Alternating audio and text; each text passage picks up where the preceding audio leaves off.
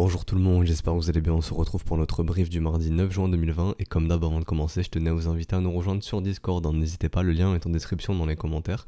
Donc dans ce Discord, il y avait une tonne de documentation dont le lexique qui vous aidera à la compréhension des termes que j'utilise dans les daily briefs.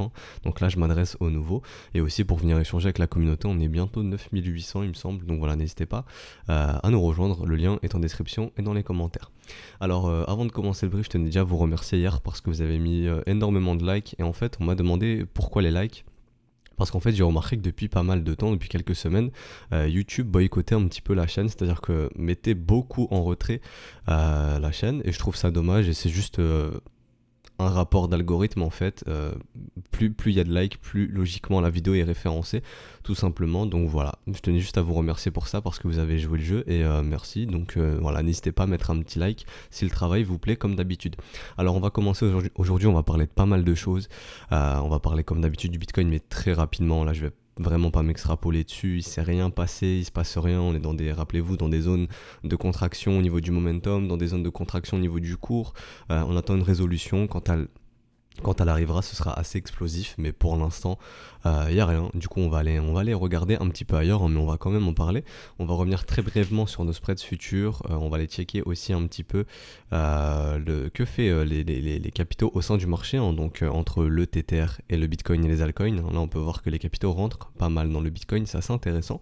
On va parler des risk off, risk on, voir un petit peu ce qui se passe sur le S&P, comment ça peut influencer le Bitcoin. Ensuite, on va parler de la navigation des capitaux, cette fois-ci entre les altcoins et le Bitcoin. On va parler d'Ethereum. Aujourd'hui, on va faire un petit focus sur Ethereum. On va aussi parler du Ethereum institutionnel. Rappelez-vous, on a le GBTC qui est un fonds d'investissement en fait qui permet aux institutionnels de pouvoir spéculer ou investir dans le Bitcoin. On a la même chose sur Ethereum. Donc c'est le Grayscale Ethereum tout simplement. Donc on va en parler aujourd'hui et il se passe quelque chose de très très intéressant. On dirait que nos amis institutionnels sont pas mal chauds sur l'Ethereum en ce moment. Donc on va parler de tout ça. Et pour terminer, on parlera tranquillement des altcoins. Donc aujourd'hui, j'ai choisi Ethereum, XRP, Litecoin, EOS, XTZ et Link. Voilà, demain j'en ferai d'autres. Mais aujourd'hui, on va se focus là-dessus et pas mal sur l'Ether. Alors, au niveau du Bitcoin, franchement il s'est rien passé du tout, on est toujours dans cette grosse battle zone ici, en grosso modo entre les 9100 et les 10429. Pour le daily en fait j'ai pas besoin de dire plus, on peut aller checker le RSI, toujours dans la zone de contraction, pas de résolution. Il y aura une explosion au niveau du momentum, on sait pas dans quel sens ça va partir, c'est 50-50, on peut pas savoir.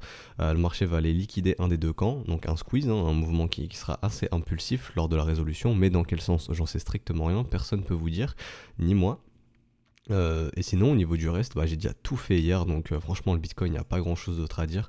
On peut aller checker un petit peu en 4 heures. Bon, en 4 heures, voilà, il n'y a rien de plus à dire non plus, toujours dans ce setup de continuation pour ceux qui sont en trade, pour les traders de continuation en 1 heure. Je vois rien de plus à dire, on va aller checker peut-être sur Bitfinex pour avoir l'autre chart. Pareil ici peut-être un setup de continuation qui peut se remettre en place, qui nous ramènerait vers les 10 900, on l'a déjà noté. Mais franchement pour le moment rien de plus à dire, on n'est toujours pas venu chercher cette zone de rechargement de short. Rappelez-vous ici un gros creux dans le volume profile, le marché reviendra travailler cette zone très très probablement. Mais franchement pour l'instant je vois rien de plus à dire et j'ai pas envie d'extrapoler une demi-heure sur le Bitcoin parce que voilà, franchement je vois pas grand chose d'autre à vous dire. Peut-être au niveau de l'order flow on va aller checker, j'ai juste vite fait retirer la watchlist. On va aller checker sur l'Ether, je voulais pas faire ça sur l'order flow. On va aller checker un petit peu l'order flow, qu'est-ce qui s'est passé hier. Ok, donc encore un marché chop comme on appelle ça, qui va chercher les liquidités, qui tape les liquidités au sud, au nord. Ok, assez intéressant, vous voyez ici, le marché pensait que la majorité pensait que le marché allait break. En tout cas ici vous voyez l'open value a pas mal augmenté, ça je le découvre avec vous parce qu'hier je me suis couché assez tôt, j'ai pas vu ce mouvement qui s'est fait à 1h du matin, d'ailleurs 1h 2h ouais je dormais.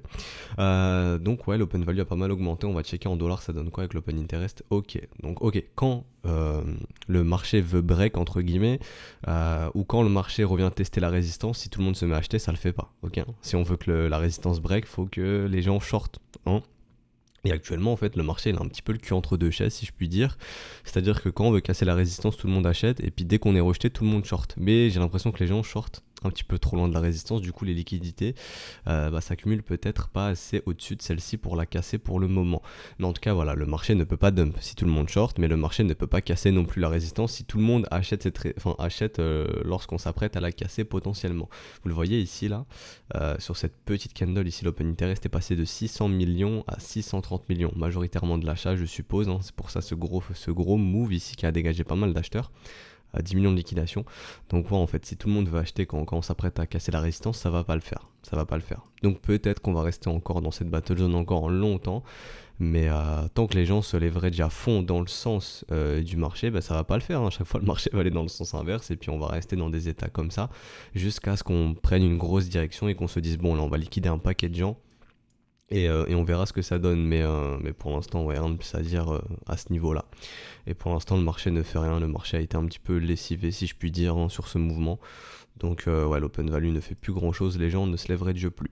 On va aller checker un petit peu du côté des options sur l'expiration de juin, des contrats de juin 2020. Alors j'ai décelé, j'ai vu un petit peu de nouveaux achats de call sur le niveau des 15 000.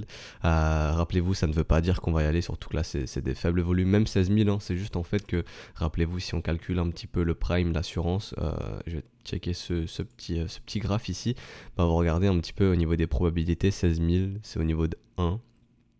16 000, 14 000, 1, 3, donc le prime est très faible, c'est-à-dire qu'en gros, ici vous prenez un achat de call, si ça passe pas, vous ne payez pas grand-chose, vous ne perdez rien. Par contre, si ça passe, je dis une connerie, hein, mais le BTC se retrouve à 20 000 horizon de fin juin, là c'est vrai que c'est très rentable. Donc faible risque, faible probabilité, mais possiblement gros rendement.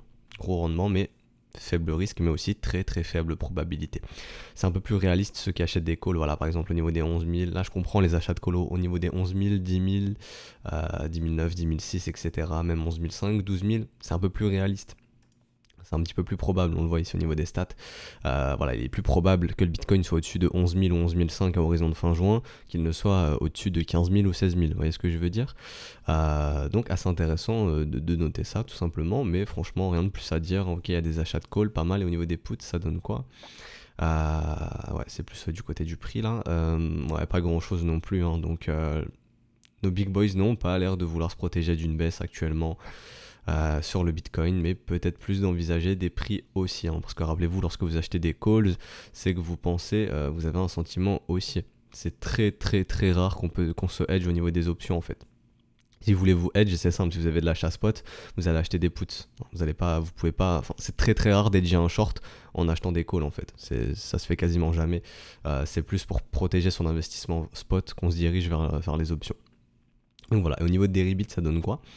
Deribit, je le rappelle justement, il y a plus de volume, on va les checker un petit peu au niveau de l'open interest de Deribit. Donc voilà, les CME, on a un open interest de 310 millions, Deribit 1 milliard. Bon, je rappelle que Deribit n'est pas régulé, ce ne sont pas les vrais chiffres, mais a priori, ou peut-être que c'est régulé, j'irai checker, mais il me semble pas, hein. Mais a priori 1 milliard d'open interest sur Deribit du côté des options, et on voit qu'il y a pas mal d'achats de call ici. Regardez le volume, l'open interest, 14 000, 13 000, c'est énorme, 11 000 aussi, 10 000 aussi, et au niveau des puts, ça donne quoi ? Volume. Ok, donc là, pas mal de gens qui ont la tête sous l'eau au niveau des... pas mal de gens qui veulent s'assurer de vendre du BTC minimum à 7500, 8000 $, horizon de fin juin. Mais actuellement, ils ont la tête sous l'eau et ça doit faire mal.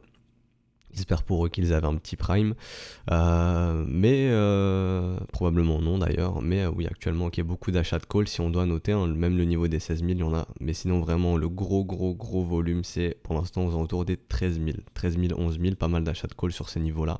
On verra ce que ça donne fin juin, sur l'expiration des contrats de fin juin, et encore une fois je le répète, hein, c'est pas parce que y a beaucoup d'achats de call à un certain niveau qu'on va y aller, ok, surtout que les options, même ça commence à augmenter, on le voit au niveau des intérêts, hein. Maintenant on dépasse des milliards, etc. au niveau de l'open interest, c'est pas encore les dérivés qui ont le plus d'intérêt pour le moment, hein.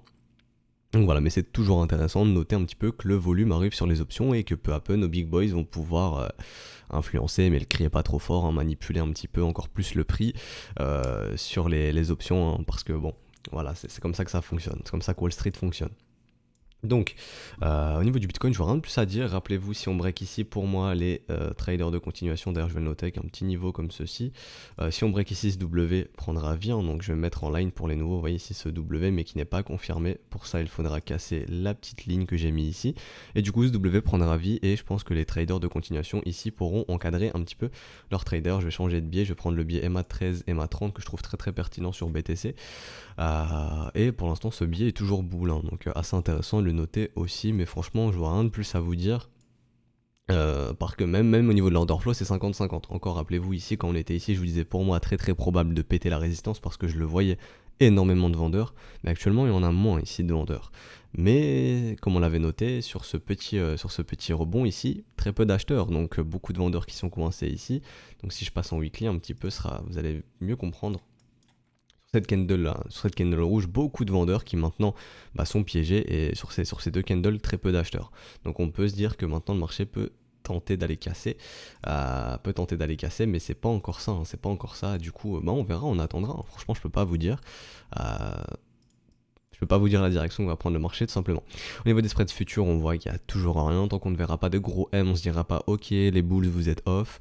Si on se remet à avoir des W, ça pourrait donner le go aux bulls tout simplement, hein, dire ok let's go. Toujours pas de signe d'euphorie, rappelez-vous, je vous avais expliqué. Actuellement, on peut juste dire que le sentiment du côté des investisseurs est optimiste, mais n'est pas euphorique. Donc rappelez-vous, tant que c'est optimiste, c'est bon. Tant qu'on a des spreads sous compte en go dans un mouvement haussier, c'est bon.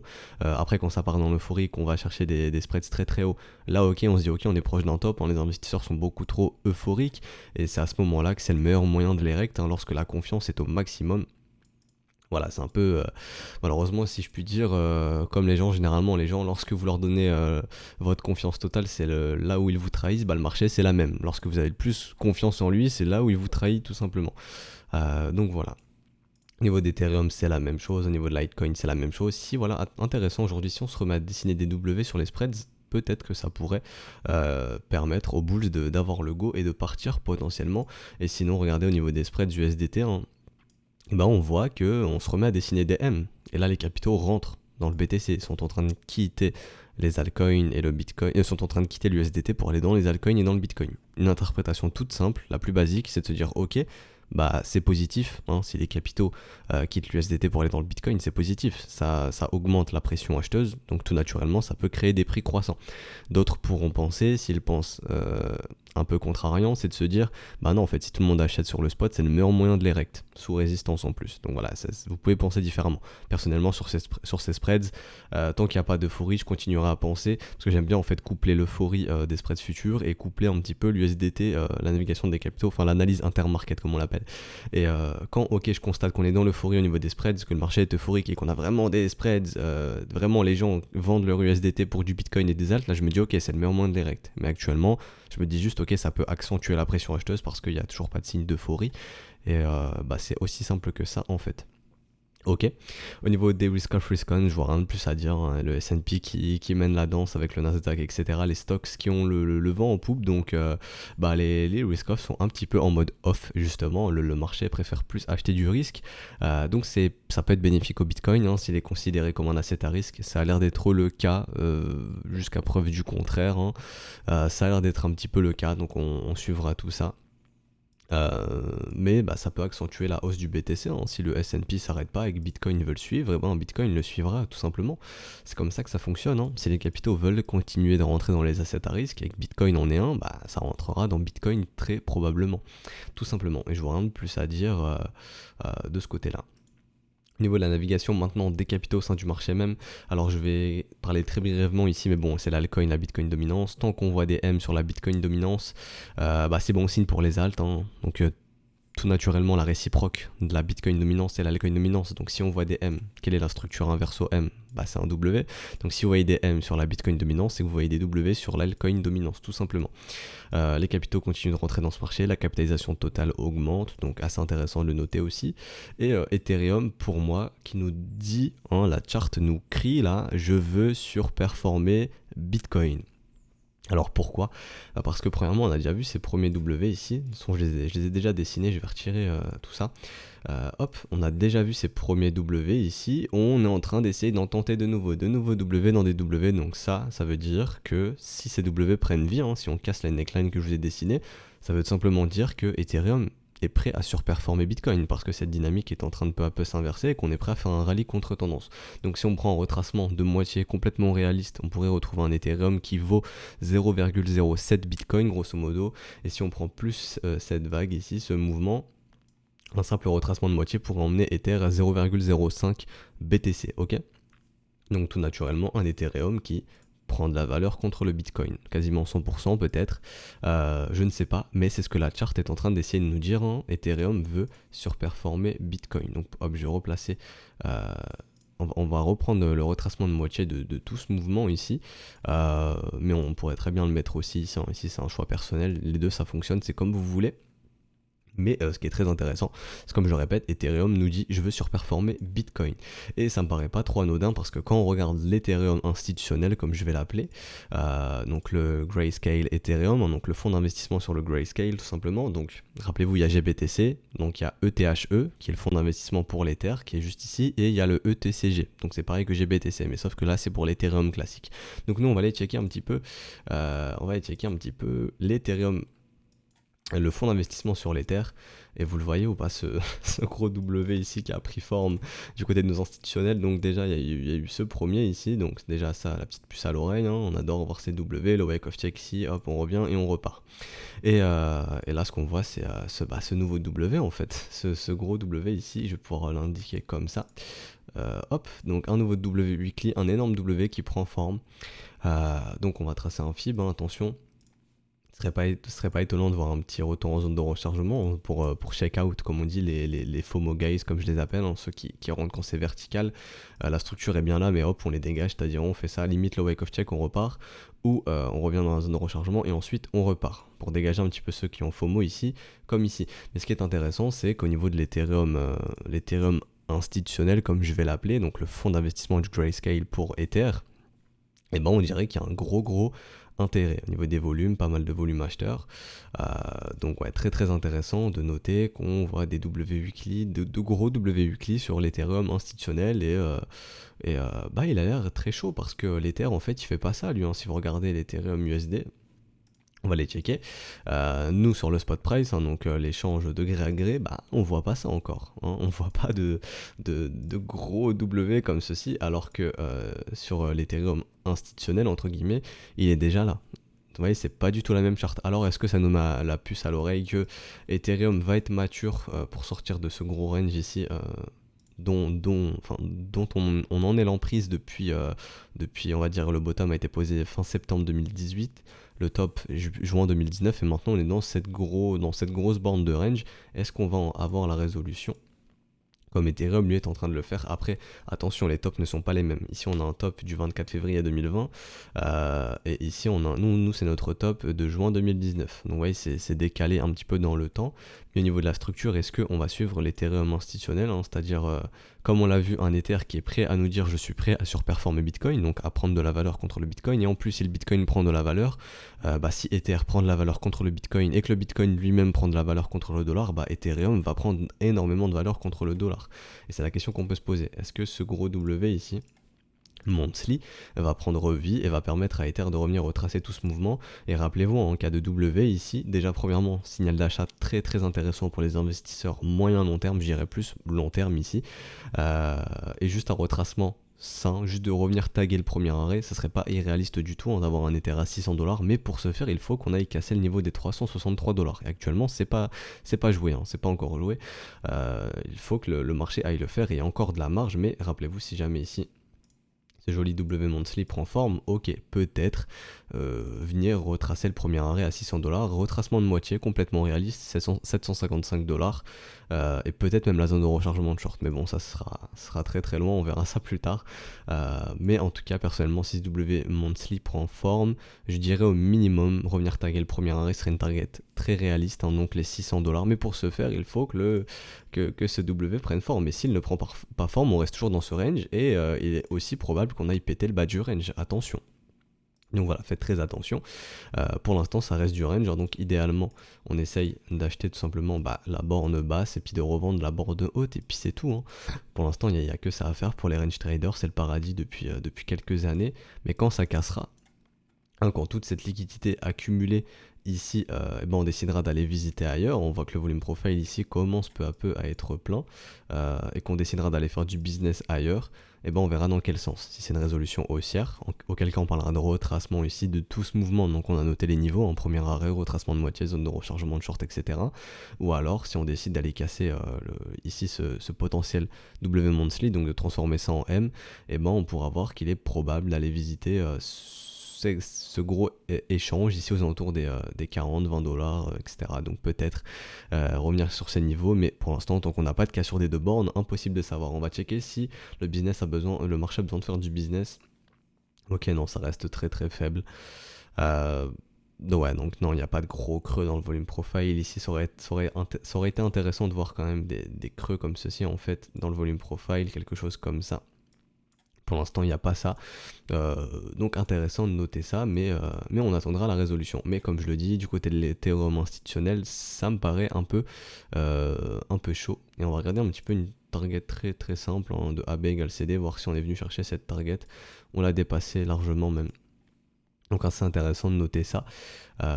Mais ouais, l'Ethereum qui a l'air pas mal chaud côté institutionnel. Et j'aimerais bien un petit peu calculer le spread pour essayer de récupérer... comme on le fait sur les futurs en comptant Go Backwardation, voir un petit peu. Il faut que j'aille fouiller un petit peu sur le site pour qu'il me donne les valeurs exactes pour que je puisse avoir un prix qui simule un petit peu le spot. Essayer de voir si on a un gros spread sous compte en Go ou non, ou si on est en Backwardation, tout simplement. J'irai checker ça. Mais voilà, donc pour l'Ether, je pense que c'est fini pour le long terme. Nous, on va se réattaquer au court terme. Alors au niveau du court terme, qu'est-ce qu'on peut dire? On est toujours sous l'effet de ce setup de continuation, un creux, deux creux, troisième creux, la structure, le W, let's go pour ceux qui ont pris ce trade. Actuellement les bulls sont à break-even, donc on est bienvenu taguer le niveau D05 de gestion du risque qui est le break-even. Quand on arrivera, et si on arrivera à 266$, là les bulls seront autorisés à prendre des profits s'ils le souhaitent, et la target max c'est 312$. Et le haut du range c'est 363$, donc si jamais on part vraiment dans un mouvement euphorique, on pourrait revenir en fait tester tout simplement ces mèches ici, revenir tester ces niveaux, même les cours de clôture 330$ ici, 318, 314 si on part dans un mouvement euphorique, c'est-à-dire que l'Ether part très très fort. Si Bitcoin décide de faire la même chose, très très fort à parier que des gros portefeuilles ici vont bloquer Ether, s'ils veulent le bloquer. Donc voilà, je ne serais pas étonné de voir un gros mouvement parabolique si jamais ils veulent le faire. Mais en tout cas, sur ce setup de continuation, la target ici est à 312$, et la zone de rechargement de short de tout ce range ici, donc range A et B, se trouve entre 260 et 304$. Donc la zone de rechargement de short, pour les investisseurs, c'est la pire zone que vous pouvez acheter. Idéalement, vous essayez d'acheter des zones de rechargement, d'achat, tout simplement. Actuellement, si on entre dans des zones de rechargement de short, c'est pas les zones que vous voulez acheter. Après, si vous êtes investisseur très long terme, comme je vous ai dit, si W monthly prend forme, là, ok, c'est un signal d'investissement long terme. Donc après c'est à vous de voir, mais si vous êtes plus en train d'essayer de chercher des investissements à l'intérieur de ce range, la meilleure zone pour le faire c'est le bas du range comme ici, etc. Au lieu de le faire dans le haut du range, donc faites très attention. Voilà, et pour l'Ether je vois pas grand chose d'autre à dire, on peut checker le momentum, donc pour moi le momentum est toujours sous l'emprise des boules pour le moment, donc... Rien à noter de ce côté-là. XRP qui continue de conso, donc un creux, deux creux, troisième creux ici que je peux noter. Pareil ici, 6W prend vie, je pense pas que vous allez le voir les novices, mais les plus expérimentés ici, là, vous pouvez le voir. Ou celui-ci aussi, ça dépend, mais qui est en train de préparer son setup de continuation. Donc tant que le premier arrêt tient, ok, ce mouvement tendanciel est boule, objectif des bulls d'aller péter ce sommet ici aux alentours des 23 centimes, et on voit que ce setup de continuation pourrait nous ramener aux alentours des 30 centimes de dollars. Donc à suivre, mais ce setup de continuation qui continue de se développer. Litecoin c'est la même chose, si je puis dire, j'ai noté la même chose que Bitcoin, 6W ici prend vie, ok, un creux, deux creux, trois creux, let's go.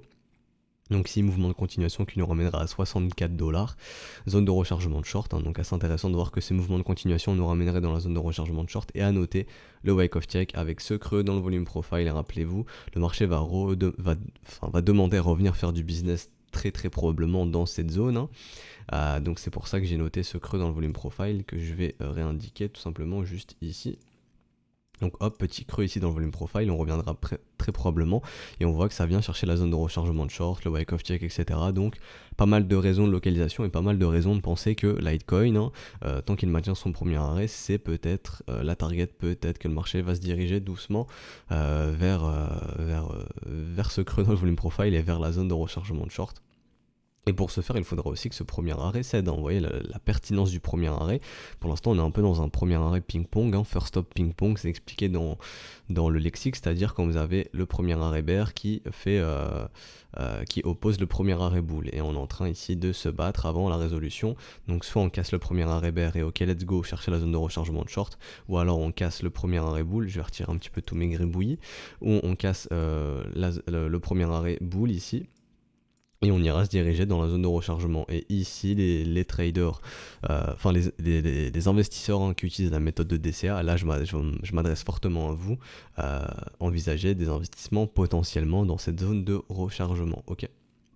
Donc voilà, mais pour l'instant, pareil que sur, enfin, pas pareil que sur Bitcoin, mais on est dans des zones où le marché se bat. Sur Litecoin, comme on le voit, c'est plus le marché se bat entre les premiers arrêts, tout simplement. Au niveau des hausses, c'est la même chose. EOS, un creux, deux creux, on peut identifier le troisième creux ici.